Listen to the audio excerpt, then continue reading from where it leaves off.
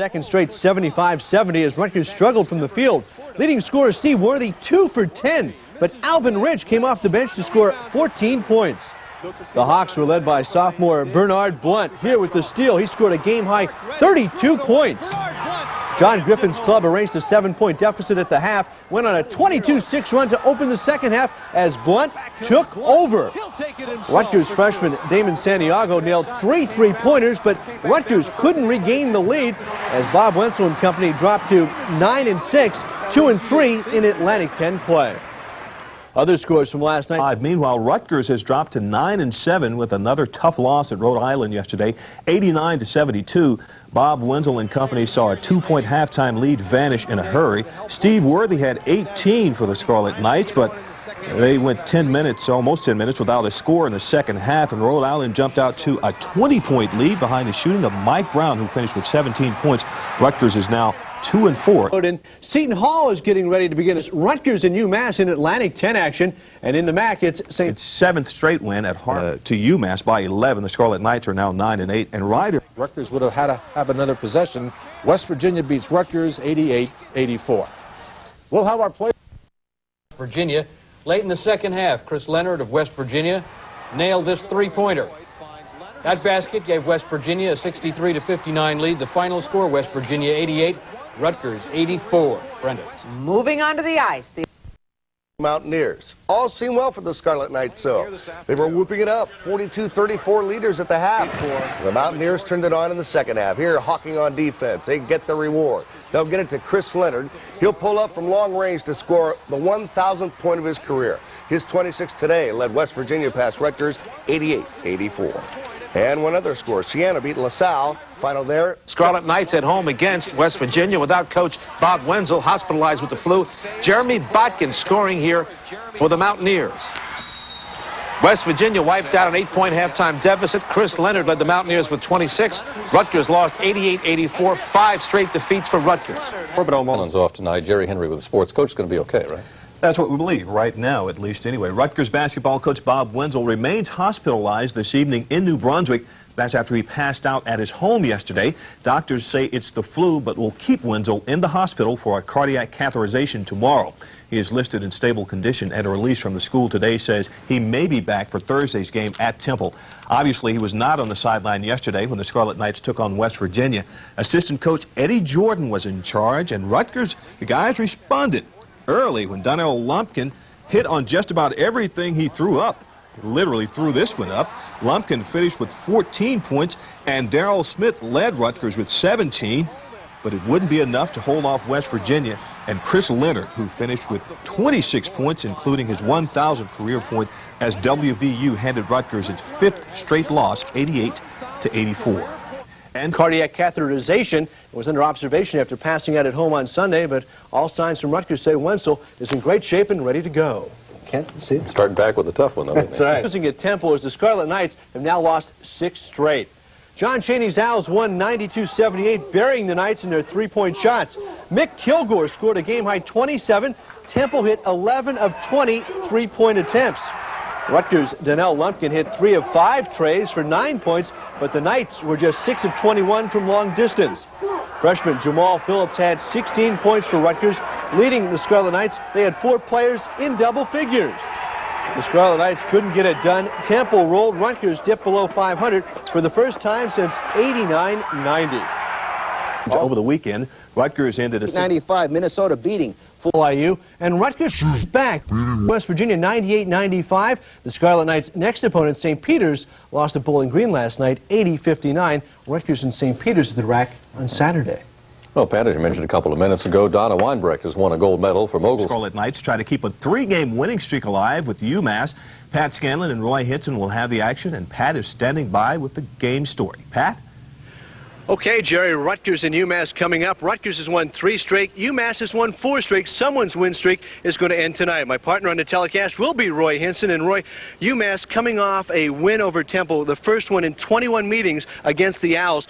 UMass has to guard against a layoff tonight, or a lackluster effort. Yes, they have a possibility of coming out a little flat today after a very big win against Temple. What I think might happen is Rutgers might come charged up. they might have a little layoff, and Rutgers will win.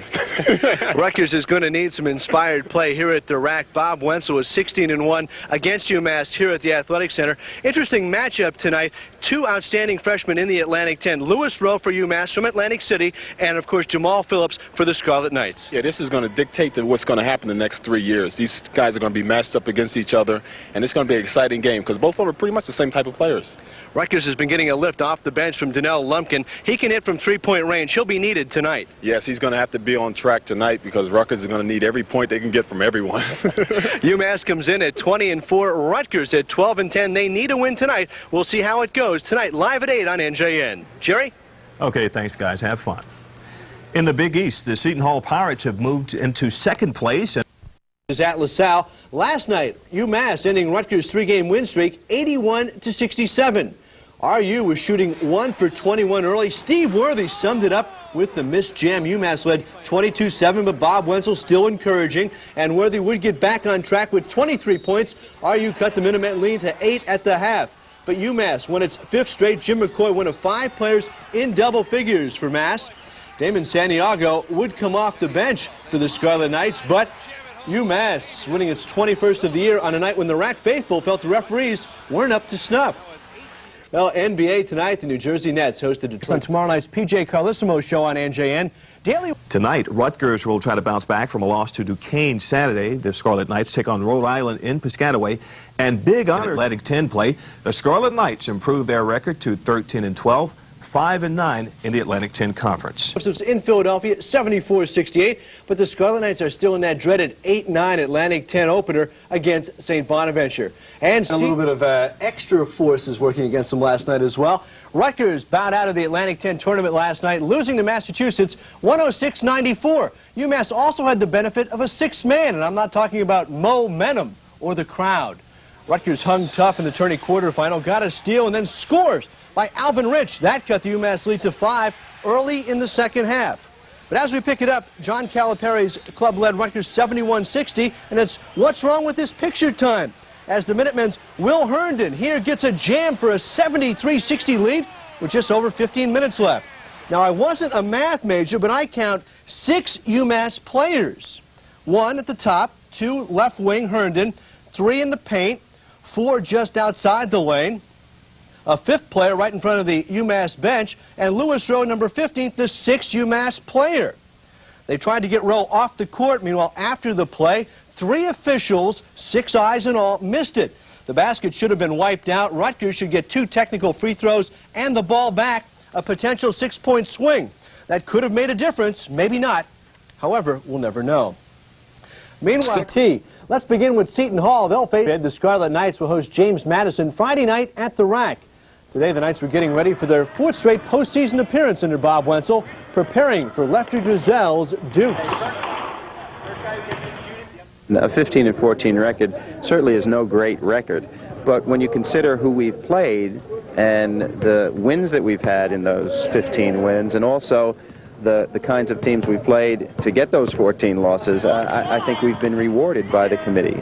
In all of the computer polls, we're ranked in the 50s or in the 70s somewhere in there. And certainly if you're in that kind of ranking, you certainly deserve to be in the N.I.T. Rutgers 62-61. All right, moving to college ball now.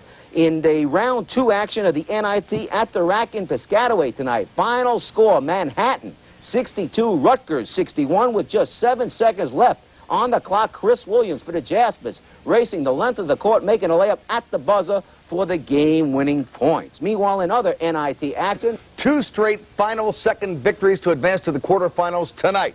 They did it at Rutgers. An up-and-down ball game saw Rutgers go up in the second half, then down when it counted. Midway through, Rutgers surged behind Mike Jones. He had 7 straight points in the stretch. Rutgers led by 7 with less than 5 minutes to go, but here comes Manhattan. This is Charles Duper from three-point land. Helped the Jaspers in the comeback, while Rutgers missed big at the charity stripe down the stretch. Manhattan took advantage. Then in the final seconds, it's Chris Williams all the way for the winning score at the buzzer. Oh, doctor, Manhattan advances 62-61.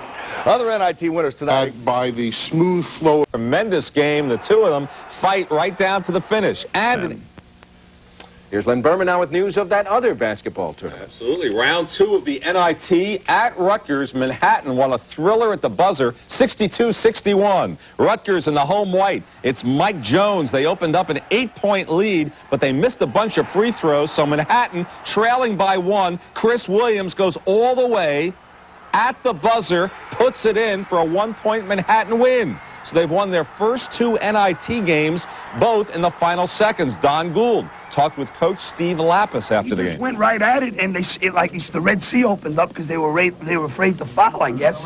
And he just laid the ball in the basket. You know, at that situation, kid just does. You know, it's like instinct. The Red Sea. There he goes. Gilbert Gottfried, is that what you said? Steve Lapis. Manhattan's first NIT quarterfinal since 1965. And in the Meadowlands tonight, tournaments because it means twice the fun, at least for the winners. Last night, Manhattan College was among that category at Rutgers. It took a 29-26 lead into the second half, but Darryl Smith ignited a run, and Mike Jones' 25 points had the Knights ahead by 8 with 4 minutes to go. It looked bad for the Jaspers. However, they took advantage of some bad Rutgers foul shooting, got the ball back with 7 seconds to go when they tied up Steve Worthy in a possession call, the arrow pointing their way. Those 7 seconds were just enough time for Chris Williams to drive through the defense, his second basket of the game as time expired on the clock, and the Scarlet Knights at the same time. Manhattan had a 62-61 victory in a third-round date at South Bend with Notre Dame. The Nets weren't as desperate to keep their season going, but any loss, Steve, won't be disappointed. Quite a story with Manhattan College. They just missed out going to the NCAA tournament, so they had to settle for the NIT. And they've certainly made the most of it. 2 straight buzzer-beating wins. The second one last night at Rutgers. Manhattan ball trailing by a point. Chris Williams, what does he do? Just goes all the way by himself at the buzzer, lays it in, and wins the game. So the Jaspers advance to the NIT quarterfinals for the first time since 1965. Next for Manhattan, they are at Notre Dame tomorrow night.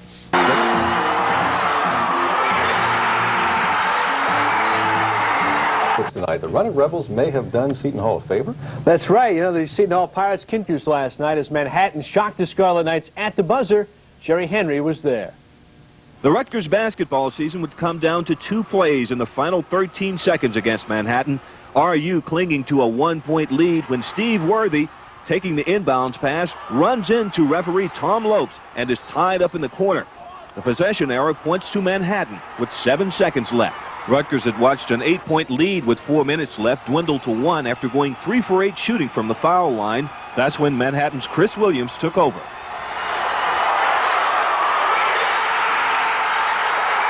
His nickname is Smooth, Chris Williams, and I go in the locker room and I say, Smooth made a layup with the right hand. I've been killing all year about that, and he put the ball in the basket, and it's just a great thrill for him, and it's a great thrill for us right now, that's for sure. You win together as a team, and you lose together as a team, and those are some of the lessons that athletes learn, and tough lessons sometimes, and tough to take sometimes, but that's the way it is. For Manhattan, it's a thrilling end to a game that allows them to continue on in the NIT. For Rutgers, it's a disappointing end to a 16-15 season. Jerry Henry, NJN News, Piscataway. Let's take a final look at our NJN farewell in the North-South All-Star game at Rutgers last night. Here's Elizabeth's Lawrence Thomas on the break. Thomas had verbally committed to Villanova, but will now follow Rolly Massimino to UNLV. If Thomas had signed a letter of intent, he'd be bound to Nova, as is Maris Roscoe Harris. 2 Rutgers recruits on display last night. T-Neck's Luis Ayala hitting the glass here, showing some physical ability that Bob Wenzel will more than welcome next year. And Linden's Wally Dixon earned MVP honors, scoring 17 points in an RU tune-up. You know, it felt great being that I'm coming here next year, and, you know, now everyone knows who Wally Dixon is. And I think I performed pretty well. You know, I'm going to the next level. It's different things I got to work on, like my passing, jump shot, dribbling, you know, different stuff for the next level. In the girls' game, St. John Vianney's called. And it has nothing to do with Halloween. It marks the first day of college basketball practice. At the stroke of midnight tomorrow, Rutgers, who had its media day yesterday along with other schools throughout, can start getting ready for the 92-93 season. It's a fun day for almost everybody. You know, it gets old for the coach because you're through it so many times, but for the players, especially the young ones, it's a brand new experience for them, and it's new for the students also. And our fans really seem to enjoy it. So the Midnight Madness thing this year is special because of homecoming and it's Halloween, so I'm not sure what to expect, to tell you the truth. So we should have a lot of fun here at the Rack. They're looking to pack the Rack tomorrow night. Absolutely. Thanks, Jerry. Well, that's our news. All right. A lot of people happy now. College basketball is right around the corner. Today in Philadelphia, the Atlantic 10 picked West Virginia to finish first in the conference. The Mountaineers got 10 first-place votes, followed by UMass, George Washington, and Temple. If you're Rutgers fans, the Knights were picked 7th, same as last year. But most coaches say forget about preseason polls this year. It's too close to call. This is different from last year and the year before. Last year, Massachusetts was the best team in the league, and there were a few teams bunched up after that. This year, everybody seems to be bunched up, and I think that when West Virginia is selected preseason as the team to win, that could happen, but I think other teams could also win. Rutgers feels they're very good. We think we're very good. UMass thinks they're very good. Temple thinks they're very good. And I think that's the difference. I think in the past you had a thing where some people maybe didn't think when they played against a certain team they could win. I think that's all changed now. I think it's going to be an exciting year. It's West Virginia head coach Gil Catlett. Now, Rutgers did get letters of intent from 2 high school standouts. Charles Jones, a 6'2" guard from Brooklyn, and Sheehan Givens, a 6'5" forward from Harrisburg, Pennsylvania, say they will enroll at Rutgers next season. Jones averaged 15 points a game at Bishop Ford High, and Givens averaged 18 points and 9 rebounds at Susquehanna High in Pennsylvania. In the Sports Report season debut for a couple of New Jersey college basketball teams. That's right. Nothing like that early season pressure. College basketball gets underway tomorrow night with preseason action in the N.I.T. Rutgers and Seton Hall both have nationally televised games tomorrow night. The Scarlet Knights were busy this afternoon getting ready for center stage with Tennessee. That game about 9:30 tomorrow night at the Rutgers Athletic Center. The Volunteers feature one of the nation's best shooting guards in Allen Houston, who averaged 21 points a game last season. Allen Houston is one of the top 5 players in America, and I'm not sure that you stop a player like that ever. He's the kind of guy that you'd like for him to take a lot of shots in order to get his points. You got to make him work for his points and make him struggle to get those. We've got to stop all of them, though. And this is a game where neither team has had a great deal of preparation time because of the new rule about November 1st starting date. So it's going to be a thing where we're trying to improve on all the things that we've done in practice. But it's going to be very exciting, a big crowd on national TV, and good exposure for Rutgers. Now, Seton Hall takes on You're stealing my Rutgers hosting Tennessee and coming up a little short, 87-79. That's after Rutgers jumped out to a 13-point opening half lead. It was all Mike Jones who scored the Knights' first 12 points, but Tennessee's Allen Houston lived up to his top billing, hitting 7 threes and finishing with 27 points. You know, you can't be prepared for everything, and you can't be good at all the facets that you need to be in basketball by only practicing for 2.5 weeks. I mean, it's just not the same. People say, oh, yes, and then they say, okay, but, okay, now you're playing the games. You know, there is no but. I mean, it's factual. And I think the advantage goes to the more experienced team, and I think you saw that tonight. Tennessee's 3 players, Weissman, Allen Houston, and Corey Allen, who have been there for 4 years and have played a lot of games against very good competition in their league and out of their league, they clearly controlled the game. Rutgers is now 0-2, losing to Delaware 77-69 as Bob Wenzel broke a cardinal rule, playing at Delaware on the night they opened their new arena. At Monmouth, Mike Jarvis and the George Washington beating Keene State 132-83. That's the most points scored by a Rutgers team. They'll need that this weekend when they face #1 Duke. And Seton Hall. They go up against #1 tomorrow. That's right. It's kind of like me asking Riddick Bowe if he wants to box. It's that big.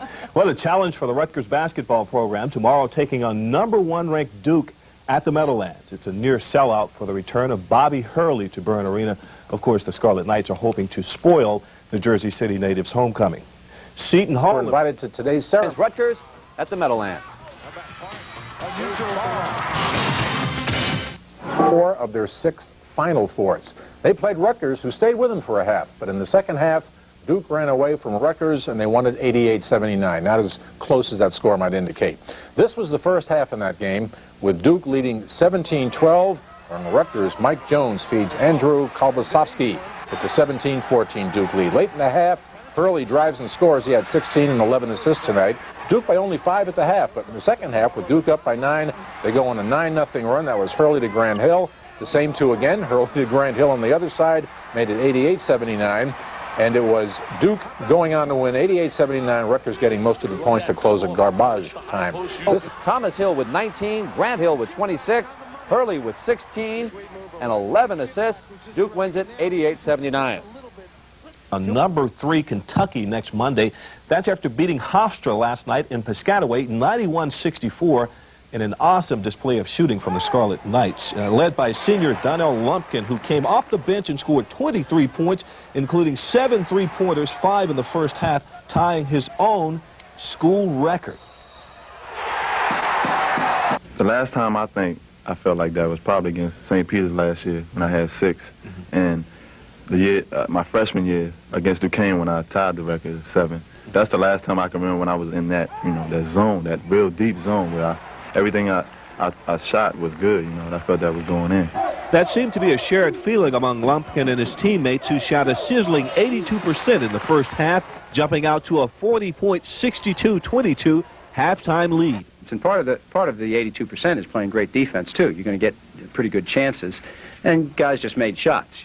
Steve got us off immediately, and then Donnell did, and the post players scored. It was just like an avalanche, and I don't know. The moon or something, you can't explain these kind of things, but it was a great performance. I'll need that on Monday, too. Tonight, Seton Hall, and you can Rutgers Scarlet Knights tonight taking on number 3 Kentucky at the Garden. I talked with Coach Wenzel about the matchup. It's going to be tough, but I like these games, and you and I have talked about that before, and it's great for our team. It's great to play for Rutgers and to be able to play against the #1 team in the nation and all that. So I'm excited about it, and when the time comes, when the ball goes up, our guys are going to compete. That's number 3 Kentucky. In the pros tournament, were humbled by Kentucky at the Garden, 89-67. That game marked the return of Rick Pitino to the Garden, and Rutgers managed to stay close early as Steve Worthy led the way with 27 points with the three-pointer there. The Scarlet Knights couldn't match the Wildcats' weapons. Jamal Mashburn and former St. Anthony standout Roderick Rhodes, along with Rodney Dent. Mashburn had 22, Rhodes had 15, and Dent had 13. 7-0 Kentucky takes on St. John's in the championship game tomorrow night. Rutgers plays Manhattan in the consolation game. Some of the top... Princeton, Scarlet Knights open up with a big 15-2 run. Steve Worthy with the slam. Rutgers led by 15 at the half. They won it by 17, 64-47. All right, from the hardwood, let's now for Rutgers and Princeton after the Scarlet Knights beat the Tigers 64-47. Last night, over 6,000 helped Rutgers improve to 6-5.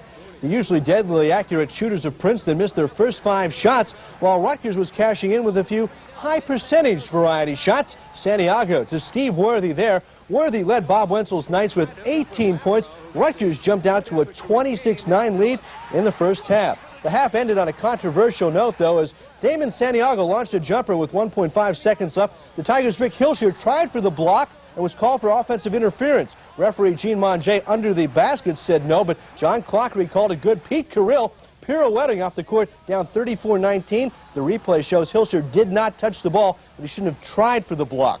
The Tigers would cut the lead to 38-34. Chris Mooney nailing a three-pointer. Mooney had 20, but the Tigers head to Ivy League play at 6-4. Wenzel's Knights get an emotional lift leading into the Atlantic 10.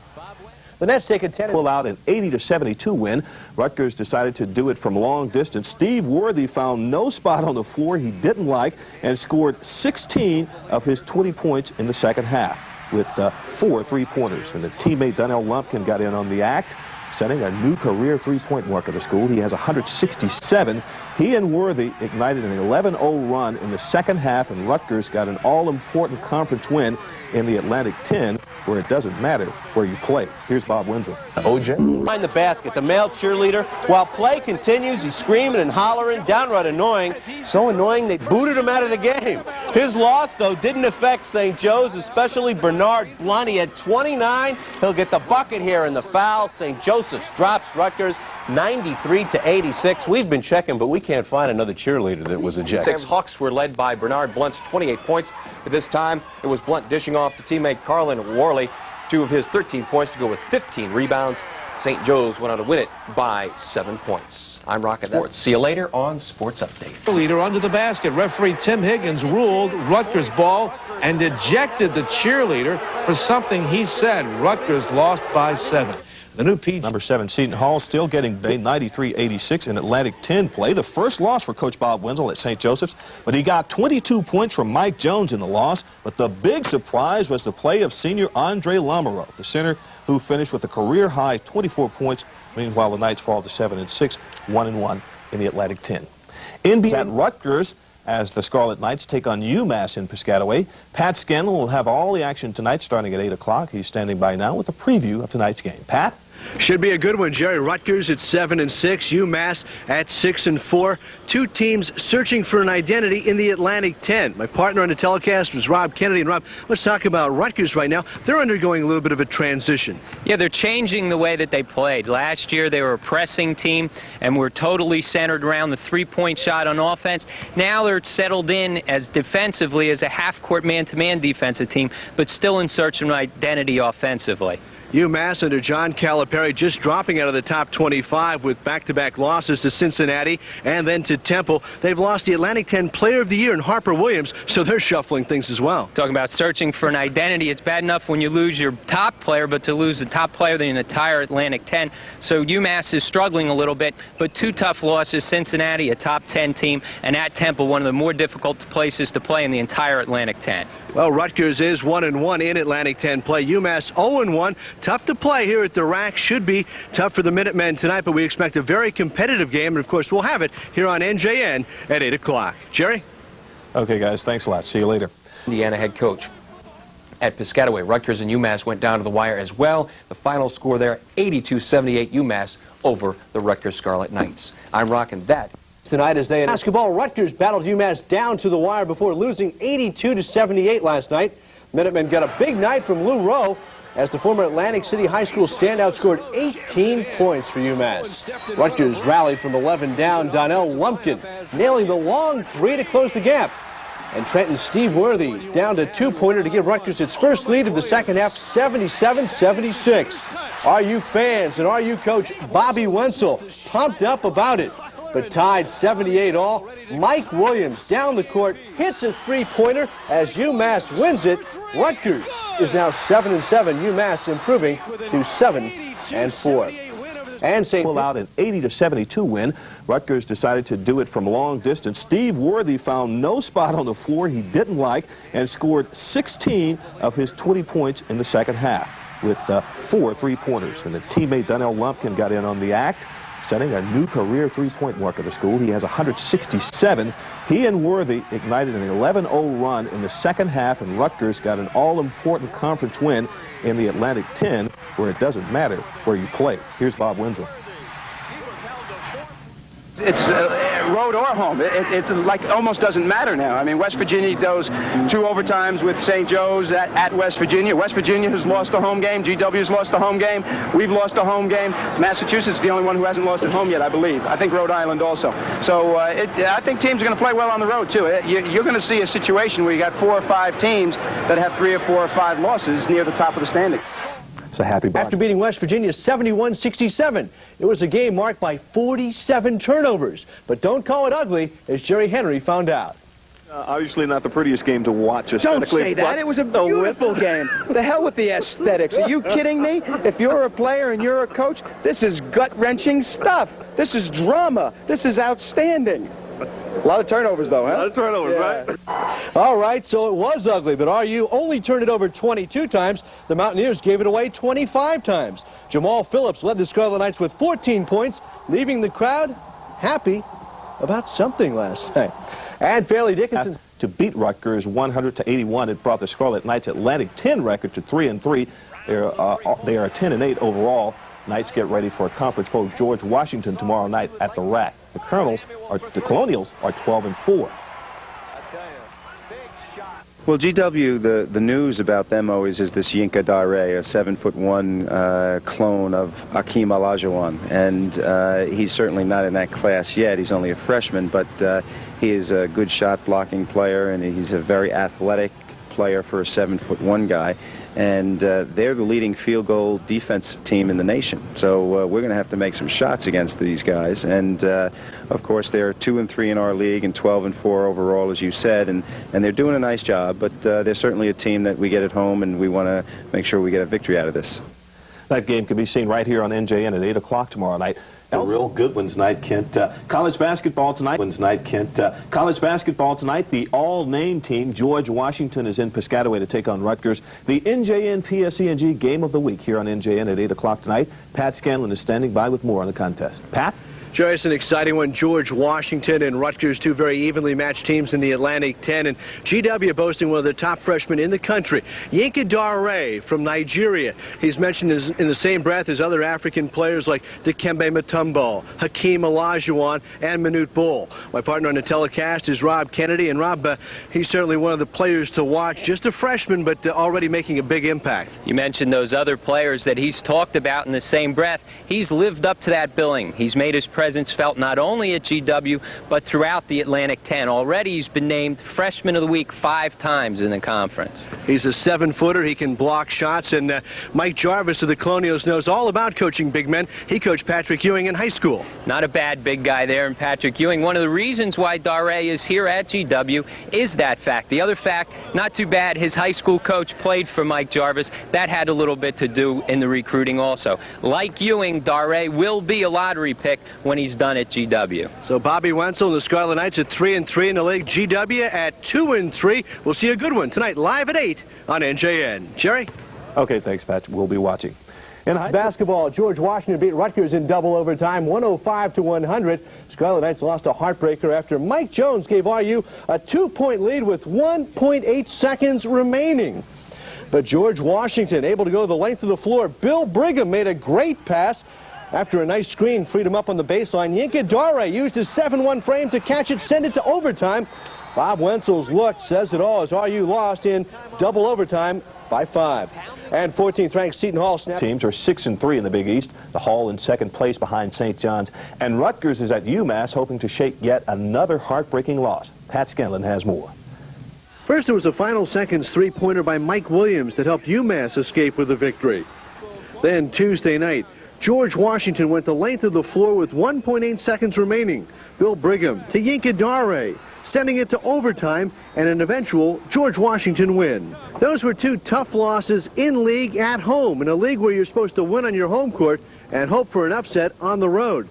Now Rutgers has to go on the road for 3 straight, including 2 against league opponents, UMass and West Virginia. Those 2 games were tough losses to take, and as a player and a coach, it tests your character a little bit. You know, now you've got to come up and do something more and stay with things and have faith and so forth. And so that's the position that we find ourselves in now. And yet a week earlier, we had beaten West Virginia and Temple in consecutive games, and that's a different sort of an emotional response. So this is part of growing up for these guys, and it's part of the drama of the season.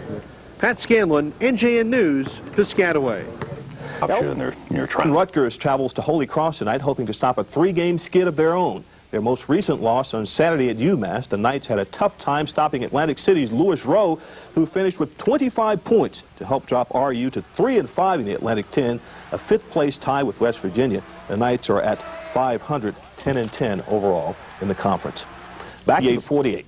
And a tough night for Rutgers at Holy Cross last night, losing their 4th straight game. RU made up a 13-point deficit, but could only close to within 1 point on Donnell Lumpkin's 3-pointer as Holy Cross surprised the Knights 99-89. The bubble for an NIT bid. An emotional game tonight for the Scarlet Knights. This is the last home game for the regular season for 5 seniors, so you know they're going to be pumped up tonight. They'll be pumped up, and for Bob Wenzel, a couple guys that are going to be difficult to replace. Steve Worthy and Donnell Lumpkin, 2 seniors, their top 2 scorers. They'd like to go out with a big bang in their last regular season home game here in the RAC tonight. Of course, for the Atlantic 10, Rutgers wants to start winning heading to the A-10 playoffs. Rhode Island right now is tied for 2nd in the Atlantic 10, coming off a huge win over UMass. Stopped the longest winning streak in the entire country, top 20 team. Huge win against UMass. They've won 4 in a row. They're going to try and keep things going here tonight. All right, Jerry, Rutgers and Rhode Island coming up at 8 on NJN. Okay, guys, thanks a lot. We'll be watching. Okay, Steve, college basketball last night. Rutgers rallied from a 41-28 halftime deficit to beat Rhode Island 67-63 in Piscataway. as senior guard Steve Worthy saved his last home game for his best of the season, it seems. It was all Worthy in the second half, who only had 2 points in the first, but followed up with 25 in the second half. The senior was unstoppable, scoring the team's first 12 points of the half and scoring on 8 of his 9 field goal attempts as the Scarlet Knights improved their record to 6-6 in the Atlantic 10, 13-12 overall to stun the second-place Rams. It was Rutgers' third straight win. In Washington, in an Atlantic 10 game, second half, GW by 3. They work it into the 7-foot Yinka Dare. They lead 52-47. They lead it by 3 with 1:24 left. Steve Worthy with a good baseline move. Rutgers cuts it to a 1-point deficit. With 20 seconds left, GW still by 1. Mark Redden puts it down too many times. Ono Moses steals. Rutgers misses a big opportunity right there. They miss another opportunity with 7 seconds left when Worthy misses the free throw. Loose ball, jump ball. No more jump balls, you know. The possession arrow goes to GW. So does the game. They beat Rutgers 74-72.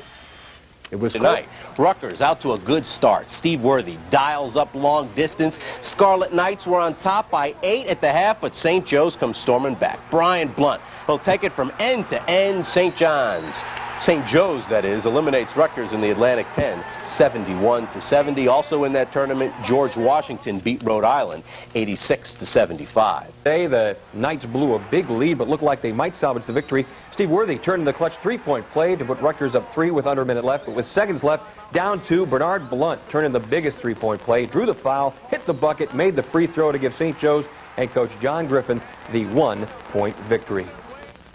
In top 10 action. Elsewhere, Rutgers saw its season come to an end yesterday in Philadelphia with a heartbreaking 71-70 loss to St. Joseph's in the Atlantic 10 tournament. The Knights jumped out to a 13-point lead in the first half and continued to lead most of the game. Steve Worthy led the way for Rutgers with 17 points, 2 of them there on the layup, and teammate Donnell Lumpkin backed him up with 14, 3-point jumper there, but the Knights would let that cushion fade away, and Trenton's Mark Bass gave his team the lead with just under 4 minutes left. It was a tight game from there, and Rutgers' Steve Worthy would miss the possible game winner at the buzzer. RU finishes the season at 13-14, Bob Wenzel's first losing season for the Scarlet Knights. And that's boots. Thank you, Jerry. Some youngsters in the capital city. Scarlet Knights home against the Red Storm from St. John's. Second half we go, score tied at 50 when Damon Santiago takes the Express up and in, breaking the tie, putting Rutgers up a deuce. A little later, the Scarlet Knights move the ball outside. Santiago again, 3 of his game-high 26, the final. Rutgers 82, St. John's 70. All right, from the hardwood, say we now move on to... With the obligatory coach shot, there's the obligatory cheerleader shot. St. John's and Rutgers, Andrew Kobosovsky with the obligatory. St. John's loses again shot, 82-70, Rutgers, the final there. Well, you know, too often in society, we call people heroes for the wrong reason. Santiago of the Bronx led the Scarlet Knights with 26 as 3 tied it at 42. Rutgers in transition, Jeff Billett to Andrew Kobosovsky for a 9-point lead. Rutgers stopped the Red Storm 82-70. St. John's a pitiful 3-10 in the Big East. Former heavyweight boxer Tom. Well, Yankees pitch. St. John's paid a visit to Piscataway and got bumped. Bronx native Damon Santiago poured in 26 to lead Rutgers to an 82-70 win. Another bad loss for Brian Mahoney's Red Storm. Jets signed Oiler offensive tackle David Williams. Cleveland, soon to be Baltimore, has a new head coach. In Indianapolis, who fired